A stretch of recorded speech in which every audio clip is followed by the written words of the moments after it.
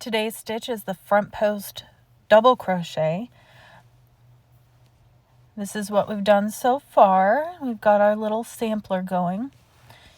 To start, you want to chain 3 to get your turning chain up to the height of the double crochet. But then instead of inserting into the first stitch like you normally would, you're actually going to insert behind the post. So I like to remember front post, the post is going in front of my hook when I make the stitch. And then you just complete the double crochet as normal. So for double crochet, yarn over, insert your hook, yarn over, pull through 2 loops, pull through 2 more loops. This stitch can be used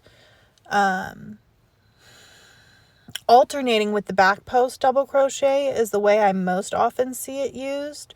Like 1 post front post, 1 post back post, and that makes sort of a ribbing effect. It's not quite as stretchy as a knit ribbing, but it does give the look.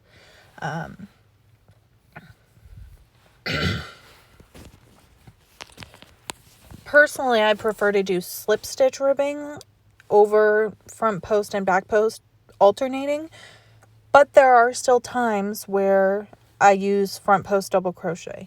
It just depends on the project I'm working. I do a lot of freehand stuff, so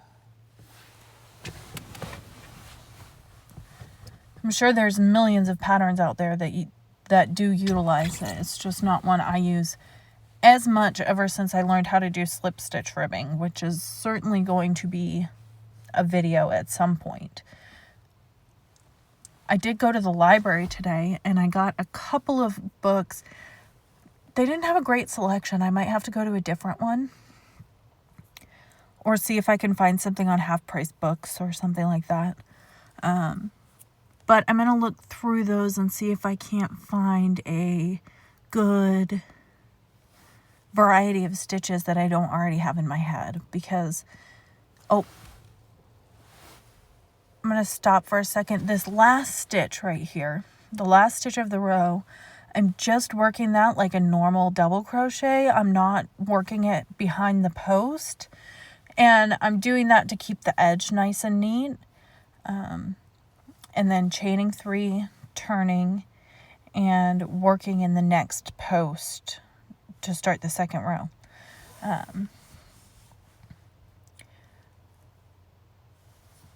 But as I was saying before I interrupted myself, I'm planning to get myself a list of stitches that I don't already know to start working on, so I can save some of these, what I consider to be easy ones, for later on, because I know there's some point where I'm going to be short on time. I'm going to be like, oh my gosh, I have to keep up with my challenge. But I don't want to have used all of the quick, easy things that I already know by that point. So I'm going to look through those books and see what I can find. And if I don't find anything, I'll go to a different library or check the internet. I don't know. If anybody happens to be watching out there and has suggestions for stitches, especially if you saw my defining the challenge video,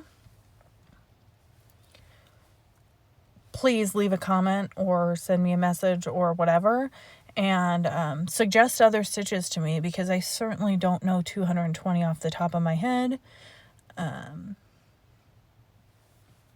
think I had 35 listed on my initial list that I made for myself of my off the top of the head stitches, and I've already used up 5 of those now. So time to get some researching done / planning. Probably tomorrow I will go ahead and do back post double crochet, just because front post and back post go hand in hand in my head. I'm approaching the end here, and once again I'm just going to crochet into that chain. I'm not going to go behind the post. to finish my row so that I can keep my edges neat. And you can see here that it does create, oh, I'm counting. It does create a little ridge. I'll show you in a second, as soon as I finish counting, to make sure that I indeed did do 20 stitches. So you see that little ridge that's made?